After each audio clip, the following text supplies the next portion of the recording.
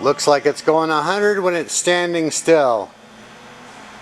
Check out this beautiful 2017 CVO Breakout, Pro Street Breakout to be specific.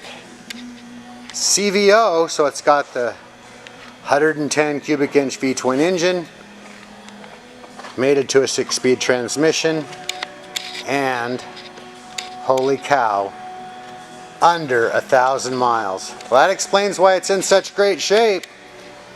It's already a passenger butt pad, docking hardware, passenger backrest in place. It's a Breakout, so it's got that really wide rear tire. And a high volume air intake a la Screamin' Eagle. Beautiful bike. Available for test rides 7 days a week at North County Indian Motorcycle in San Marcos.